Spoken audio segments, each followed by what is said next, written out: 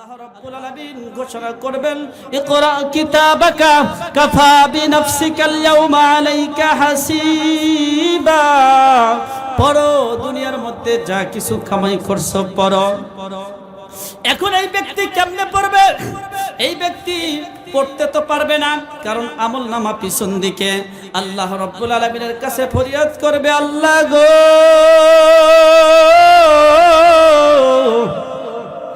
আমলনামা বাম হাতে, তাও পিছনের দিকে আমি কেমনে পড়ব? একটা ব্যবস্থা কইরা দেন। এইবার ফেরেশতা আসিয়া ঘাটটা ভাঙ্গিয়া পিছনের দিকে ঘুরাইয়া দিবে। এরপরে এই ব্যক্তি আমলনামা পড়বে, ওয়াবুদিয়াল কিতাব ফাতারাল মুজরিমিনা মুশফিকিনা মিম্মা ফি।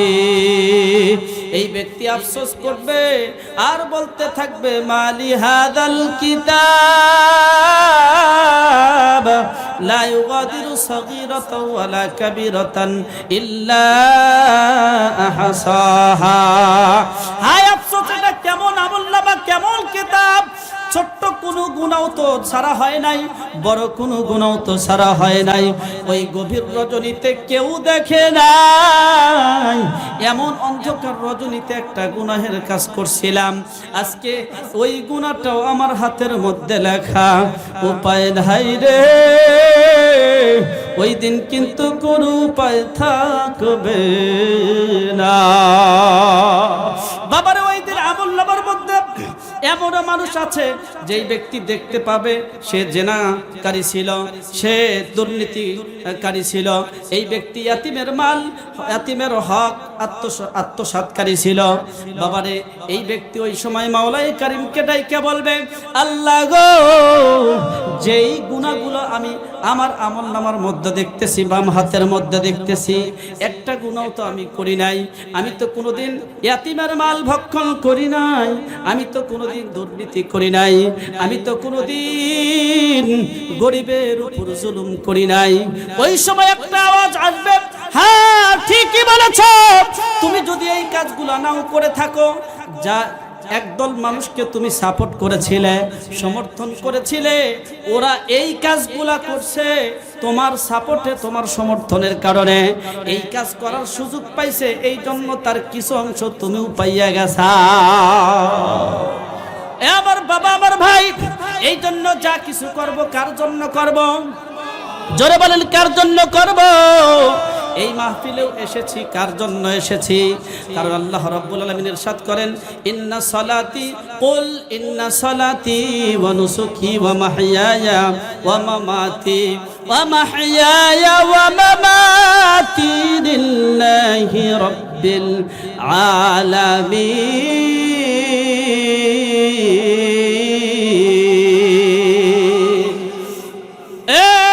পৃথিবীর মানুষ বলো, আমার নামাজ হবে কার জন্য?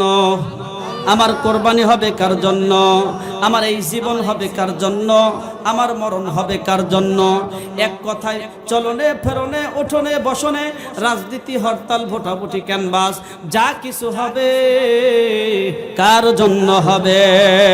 জোরে মহব্বতে বলেন, কার জন্য হবে? আমরা বান্দাকার, আমরা বান্দাকার, যা কিছু করব কার জন্য করব? হরদম ডাকো, আল্লাহ, বান্দা গাফেল হয় না। রনে বনে জনে জঙ্গলে আল্লাহ ভুইল না।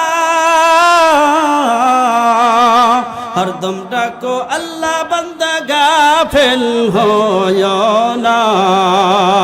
আল্লাহ ডাকছেন মুসা নবী, ওরে মাওলার প্রেমে কয় রব্বি আরিনি। মাওলাই কইছেন লাউ তারানি, মারহাবা, জোরে কোন মারহাবা। মাওলাই কইছেন লাউ তারানি, মুসা দেখতে পারবি না। হরদম ডাকো, আল্লাহ, বান্দা গাফেল হয় না। আমার বাবা, আমার ভাই, এই জন্য মাওলাই কারীম এই পৃথিবীর মধ্যে আমাকে আর আপনাকে প্রেরণ করছেন, সৃষ্টি করছেন। এর পিছনে উদ্দেশ্য আছে না নাই? উপস্থিত যারাই আছেন খেয়াল করে শোনেন, সূরা জারিয়াতের 56 নম্বর আয়াতের মধ্যে আল্লাহ আপনাকে আর আমাকে কোন উদ্দেশ্যে পৃথিবীর মধ্যে প্রেরণ করছেন আল্লাহ রাব্বুল আলামিন ঘোষণা করতেছেন, ওয়ামা খালাকাতুল জিন্না ওয়াল ইনসা ইল্লা লিয়াবুদুন।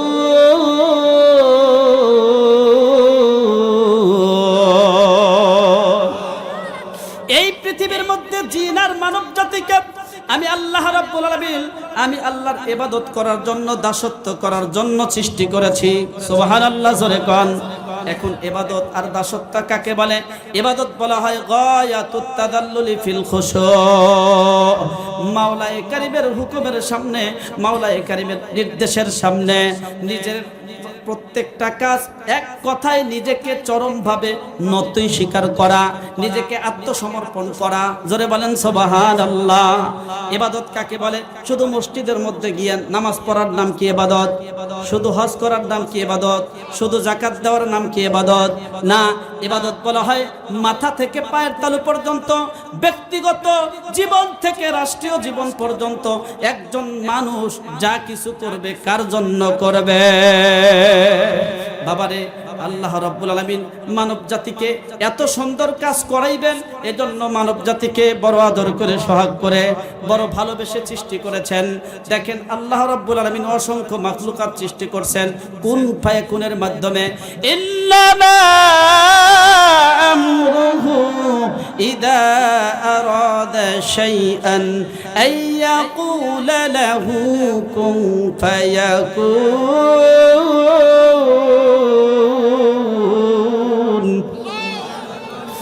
গ্রহ নক্ষত্রকে বানানোর ইচ্ছা পোষণ করছেন, কোন বলছেন হয়ে গেছে।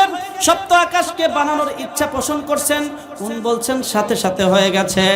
সপ্ত জমিনকে বানানোর ইচ্ছা পোষণ করছেন, কোন বলছেন সাথে সাথে হয়ে গেছে।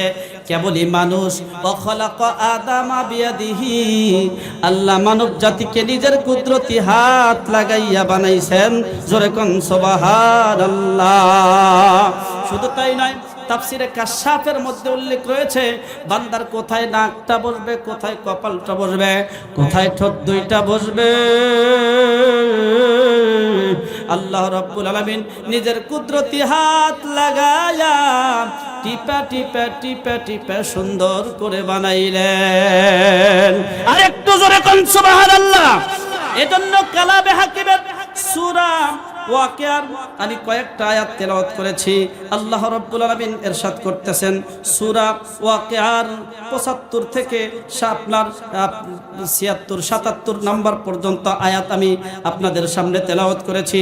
আশা করা যায় এই আয়াতকে সামনে রেখে কিঞ্চিত সংক্ষিপ্ত আকারে আলোচনা করব। আমার সঙ্গে সঙ্গে সবাই ঠোঁট দুটি নাড়িয়ে নাড়িয়ে সুন্দর করে পড়েন বিসমিল্লাহির রহমানির রহিম। ফালা উকসিমু বিমাওয়াকি'ন নুজুম ওয়া ইন্নাহু লাকাসামুল লাউ تعلمون عظيم إنه لقرآن كريم। ইরশাদ হচ্ছে, দেখেন মাওলায়ে কারীমের কি কুদরত। আল্লাহ রাব্বুল আলামিন বলতেছেন ফালা উকসিমু বিমাওয়াকি'ন নুজুম, আল্লাহ কসম করতেছেন। ওয়াকি'ন শব্দের দ্বিমুখী অর্থ, নুজুম অর্থ নক্ষত্ররাজি। গ্রহ নক্ষত্রের উদয় এবং অস্তমিতর দুইটা আপনার স্থানের কসম করতেছেন। কসম করতেছেন কে? মহব্বতে বলেন কসম করতেছেন কে? সংক্ষিপ্ত আকারে বুঝাতে গেলে আমি একটা সূর্যকে দিয়েই বুঝাই। ধরেন সূর্যের একটা উদয়ের স্থান আছে, আছে না নাই? অস্তমিত যাওয়ার স্থান আছে না নাই? আছে। আচ্ছা, সূর্যের উদয় এবং অস্তমিত যাওয়ার স্থান একটা না একাধিক? একাধিক মানে সূর্যের উদয়ের 365টা স্থান আছে। সুবহানাল্লাহ। আরেকটু জোরে বল, আজকের দিনে সূর্য যেখানে অস্তমিত গেছে আগামীকাল এই জায়গায় যাবে না, অন্য একটা জায়গায় যাবে।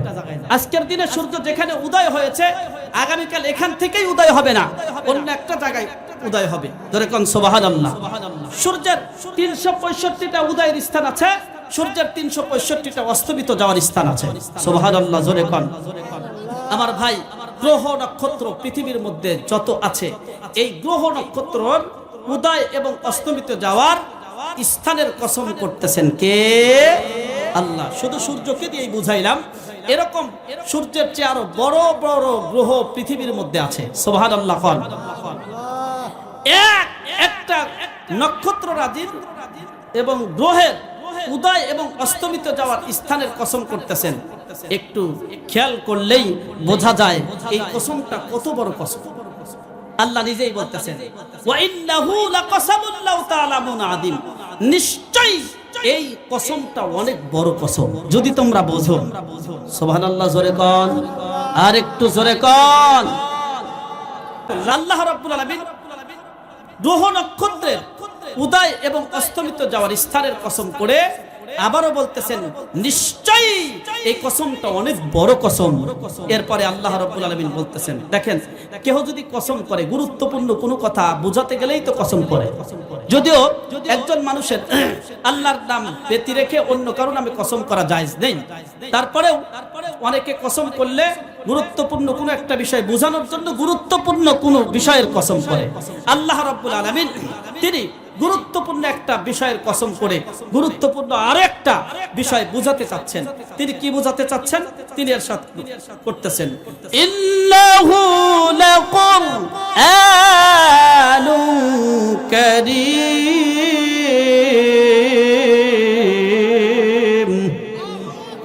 নিশ্চয়ই এ কোরআন বড় দামি। সুবহানাল্লাহ বলবেন না? সবাই বলেন, এই কোরআন বড় দামি। কথা বলছেন কে? আল্লাহ বলতেছেন এই কোরআন বড় দামি। এই কোরআন কেমন দামি? এই কোরআন যেই রাত্রিতে অবতীর্ণ হয়েছে রাতটাও দামি, যেই মাসে অবতীর্ণ হয়েছে এই মাসটাও দামি। এই কোরআন যার উপর অবতীর্ণ হয়েছে তিনি একজন বড় দামি মানুষ ছিলেন। জোরে কোন সুবহানাল্লাহ। এই কোরআনের ধারক বাহক যে হবে সে বড় দামি হবে। জোরে কোন সুবহানাল্লাহ। ইরফাইল্লাহুল লাযীনা আমানু মিনকুম ওয়াল্লাযীনা উতুল ইলমা দারাজাত।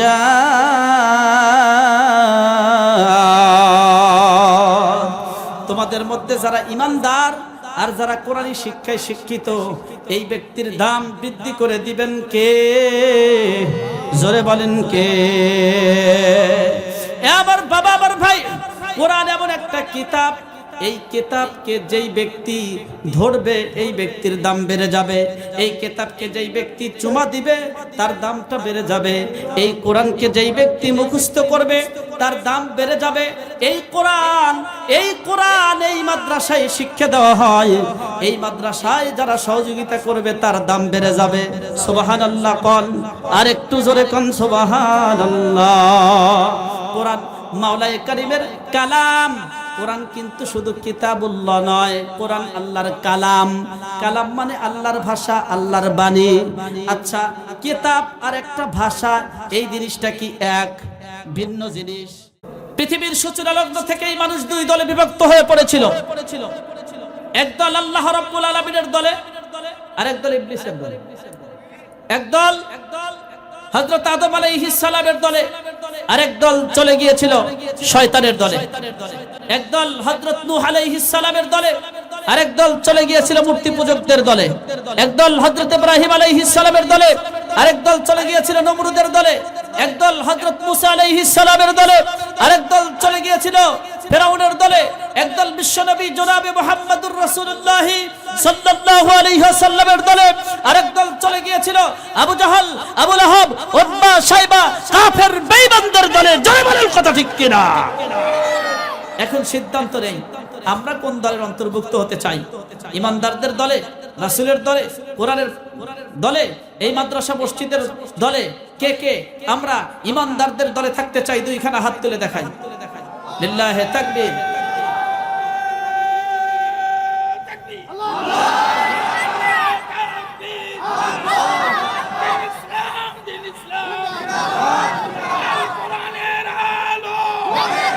মাশাআল্লাহ, হাত নামান, মাশাআল্লাহ মাশাআল্লাহ। তাকবীরের আওয়াজটা কিন্তু তেমন জোরে হয় নাই। ওনার মতো যদি 10 জন মুরব্বী হইতো, বাস পুরা মাঠ গরম হতো। কি বলেন, কথা ঠিক না? এখনকার যুবকদের মধ্যেও তেমন ইমানি পাওয়ার নাই। ওরা পারে শুধু নির্বাচনের সময়, আমার ভাই তোমার ভাই যোগ্য নেতা বল্টু ভাই, বল্টু ভাইয়ের মার্কা তরমুজ মার্কা, তরমুজ মার্কায় দিলে ভোট, শান্তি পাবে দেশের লোক, এইরকম স্লোগান দিতে দিতে জিহ্বা পানি পর্যন্ত শুকায় ফেলায়। জয় বলেন, কথা ঠিক কিনা? বিনিময়ে শুধু এক কাপ চা। কেউ কেউ চিন্তা করতেছেন, হুজুর যতই চিল্লান আমরা কথা বলবো না, এরকম চিন্তা কি কেউ করছেন? হ্যাঁ, যদি চুপ করে বসে থাকেন তাহলে কোন দলের অন্তর্ভুক্ত আমি সামনের দিকে যাচ্ছি। দেখুন, পৃথিবীর সূচনালগ্ন থেকে দল কয়টা? সবাই বলেন, দল কয়টা? গ্রুপ 2টা, গন্তব্যস্থল 2টা। কি বলেন, কথা ঠিক কিনা? হকের আওয়াজ কে যে সমর্থন করে সে হকের পথিক, আর যে চুপ করে থাকে তাকে নিয়ে চিন্তা ভাবনা আছে। জোরে বলেন, কথা ঠিক না? সেজন্য মুখ জবান না খুলে উপায় নাই আজকে ইনশাআল্লাহ। জোরে বলেন, কথা ঠিক কিনা? আমি বলতেছিলাম, আমাদের এই বাংলাদেশের পরিভাষায় যারা মাদ্রাসার পক্ষে, মসজিদের পক্ষে, কোরআন হাদিসের পক্ষে, যারা মেলার বিপক্ষে আর এই মাহফিলের পক্ষে, তাদেরকে বাংলাদেশের পরিভাষায় ডানপন্থী হিসাবে মানুষ চেনে। কি বলেন, কথা ঠিক না? আর যারা তাগুতের পক্ষে, কোরআন হাদিসের বিপক্ষে, রাসূলের বিপক্ষে, তাদেরকে মানুষ বামপন্থী হিসাবে চেনে। আচ্ছা বলেন তো, বাংলাদেশের মধ্যে বামপন্থী আছে না নাই? আছে। এই 10 জন বলল যে আছে, আর কয়েকজন চুপ করে বসে আছে, কারণ বামপন্থী আর ডানপন্থী কাকে বলে এইটাই তো চেনে না। আরে ভাই, আমি আরেকটু স্পষ্ট করে বলছি, সেটি হচ্ছে আমরা যারা ডান হাতে খাই, ডান হাতে লেনদেন করি, ডান কাতে ঘুমাই, রাস্তার ডান পাশে চলি, আমরা ডানপন্থী। পক্ষান্তরে আরেক দল মানুষ আছে যারা বাম হাতে লেনদেন করে, বাম হাতেই খায়, এরপরে ইদানিং আবার পাশ্চাত্যবাদের অনুসরণ করতে গিয়ে কি করে, টাটা দেয়, তাও আবার বাম হাতে। আছে না নাই? জোরে বলেন, আছে না নাই? এই ইমানদার মুসলমান একজন বামপন্থী চা স্টলে চা পান করছে বাম হাতে। এমতো অবস্থায় এই মাদ্রাসার এক ছাত্রের মতো তলেবে ইলম গিয়ে বলতেছে, আচ্ছা আপনার ডান হাত তো আছে, আপনার ডান হাত বাদ দিয়ে বাম হাতে চা পান করেন। তখন এই বেচারা বলতেছে, মিয়া মাত্র মাদ্রাসায় গেছো, মোল্লা তো হই নাই, এখনই আমার ভুল ধরো। ডান হাতে চা পান করলে সমস্যা, ডান হাত আছে, বাম হাতও আছে, বাম হাতে চা পান করলে সমস্যাটা কোথায়? তখন ঠান্ডা মাথায় বলতেছে যে আচ্ছা, আমি আপনাকে যেটা বুঝাইতে চেয়েছিলাম আপনি বুঝতে পেরেছেন ঠিক, কিন্তু বুঝের মাত্রাটা হয়েছে এই বৃদ্ধাঙ্গুলের মতো। সুবহানাল্লাহ। ঠান্ডা মাথায় একটা তার জবাব দিছে না? কারণ ওলামা একরাম, তালেবে ইলম, এরা জানে যে এরা যদি কারোর সঙ্গে গরম মেজাজে কথা বলে মানুষ তাড়াতাড়ি ডাক করে। হাইটা মোল্লার কাইসাসরের ভাত নাই আছে। মোল্লা যদি কথায় কথায় শাক মারে, ইমামতির 14টা বাজায় ভালো, ওর মতো ইমাম সব লাগবো না। ধরে কোন কথা ঠিক না? চোর যদি চুরি করবে আসে কাশে, এই পোলাপানও যদি দেখে আর 14টা বাজায় ভালো, ধরে কোন কথা ঠিক কিনা? আস্তে করে বলতেছে, বুঝেছেন, আমার বৃদ্ধাঙ্গুলের মতো। তখন বলতেছে, মিয়া এত বড় সাহস, তুমি আমাকে বৃদ্ধাঙ্গুল দেখাই না? তখন বলতেছে, এই তলেবে ইলম হাতের আর 4টা আঙ্গুল তো আল্লাহই দিছে, বৃদ্ধাঙ্গুল আল্লাহই দিছে। বৃদ্ধাঙ্গুল দেখাইলে আর অন্য 4টা আঙ্গুল দেখাইলে সমস্যা না, বৃদ্ধাঙ্গুল দেখাইলে সমস্যাটা কোথায়? মারহাবা, জোরে কর, আরেকটু জোরে কর মারহাবা। ইমানদার মুসলমান দেখবেন, এই ধরনের মানুষ যাদের মধ্যে কোরআনী জ্ঞান নাই, কোরআনী শিক্ষা নাই, ইসলামী জ্ঞান নাই, মুসলমানি চেতনা নাই, এরাই আজকে ভার্সিটিতে পড়তে গিয়ে যখন বড় বড় সার্টিফিকেট দাঁড়ি হয়, এই সার্টিফিকেটের গর্ভে তারা অহংকার বোধ করে আমার বাংলাদেশের মধ্যে থেকে অনেক মুসলমানের সন্তান বলে ফেলে দেয়ার নো গড, আল্লাহ বলতে কোনো কিছু নাই। জোরে কোন কথা ঠিক কিনা? কোরআন হাদিসের জ্ঞান ছাড়া জাগতিক শিক্ষা গ্রহণ করলে যা হওয়ার তাই হয়। আমি মনে করি আমার এই দেশ বাংলাদেশ আমার এই দেশ শাহজালাল আমিনীর দেশ, শাহপরানের দেশ, 90% মুসলমানদের দেশ, হযরত শাহ আহমদ শফি রহমাতুল্লাহ আলাইহির দেশ, শাইখুল হাদিস আল্লামা আজিজুল হক রহমাতুল্লাহ আলাইহির দেশ, সৈয়দ ইসহাক রহমাতুল্লাহ আলাইহির দেশ, সৈয়দ ফজলুল করিম রহমাতুল্লাহ আলাইহির দেশ, পীর সাহেব চরবড়াইয়ের এই বাংলাদেশ, এই বাংলাদেশের চন্দ্রের আলো ভোগ করে, সূর্যের আলো গ্রহণ করে যারা বলবে আল্লাহ বলতে কোনো কিছু নাই, আমি মনে করি এই মুসলমানদের দেশে থাকার মতো কোনো অধিকার নাই। তোমরা হিন্দুস্তান আর ভারতের যাওয়ার জন্য প্রস্তুতি গ্রহণ করো। জয় বলেন কথা ঠিক কিনা?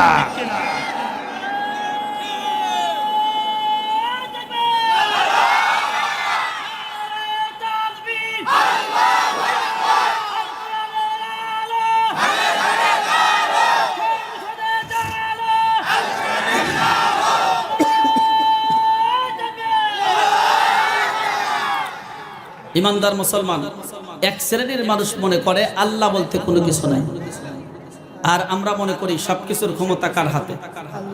সবাই বলেন কার হাতে? সবাই জবান খোলেন। আমরা মনে করি, আমরা বিশ্বাস করি সবকিছুর ক্ষমতা কার হাতে? যা কিছু করব কার জন্য করব?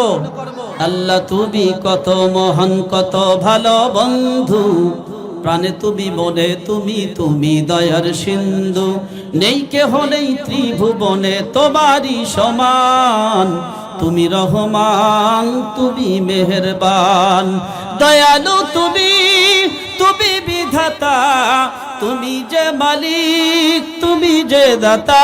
মারহাবা জোরে কন। দয়ালু তুমি, তুমি বিধাতা, তুমি যে মালিক, তুমি যে দাতা, অন্ন যোগাও ক্ষুধা পেলে, মিঠা পানি তৃষ্ণা পেলে, আমি গাই তোমার গুণগান, তুমি রহমান, তুমি মেহেরবান। আল্লাহ তুমি কত মহান, কত ভালো বন্ধু, প্রাণে তুমি, মনে তুমি, তুমি দয়ার সিন্ধু। লা ইলাহা ইল্লাল্লাহ, লা ইলাহা ইল্লাল্লাহ।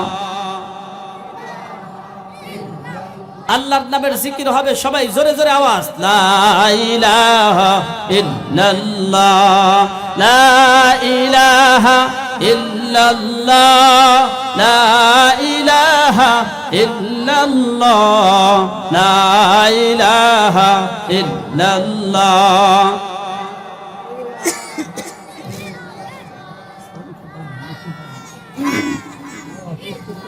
লা ইলাহা ইল্লাল্লাহু মুহাম্মাদুর রাসূলুল্লাহ। সকলেই বলুন সাল্লাল্লাহু আলাইহি ওয়াসাল্লাম। আমার বাবা, আমার ভাই, এই জন্য সর্বপ্রথম একটা কথা না বললেই নয়। এই যে আমরা মাহফিলের মধ্যে বসে আছি, আর একদল মানুষ বাহিরে ঘোরাফেরা করতেছে, তারা আর মাহফিলের মধ্যে যারা বসে আছে তারা কি সমান? আল্লাহ রাব্বুল আলামিন যাকে পছন্দ করেন তাকেই কোরআনী ইলম শিক্ষা গ্রহণ করার মতো সুযোগ করে দেন। জোরে বলেন কথা ঠিক কিনা? এই পৃথিবীর মধ্যেও দেখবেন মানুষ দুই দলে বিভক্ত। এই পৃথিবী থেকে একদিন বিদায় নিতে হবে, চিরজীবন থাকা যাবে না। জোরে কোন কথা ঠিক কিনা? এই পৃথিবী থেকে যখন বিদায় নিয়ে চলে যাব, আহারে কবরের মধ্যে যাওয়ার পর প্রশ্ন করা হবে, মার রব্বুকা মান দীনুকা মান নাবিয়ুক। যেই ব্যক্তি সুন্দর করে উত্তর দিতে পারবে ওই ব্যক্তির কোনো টেনশন থাকবে না, কোনো ভয় থাকবে না। পক্ষান্তরে যেই ব্যক্তি উত্তর দিতে পারবে না ওই ব্যক্তি ধরা খেয়ে যাবে। কিয়ামতের ময়দানে ওই ব্যক্তি যখন উঠবে ওই ব্যক্তির হাসর নাসর তখন কায়েম হয়ে যাবে। একজন নাফরমান ব্যক্তির আহারে আমলনামা বাম হাতে পেয়ে যাবে। কিয়ামতের ময়দানেও মানুষ দুইটা দলে বিভক্ত হবে। দুনিয়ার মধ্যে মানুষ যেই রকম দুই দলে বিভক্ত হয়েছে, কিয়ামতের মধ্যেও মানুষ দুই দলে বিভক্ত হয়ে যাবে।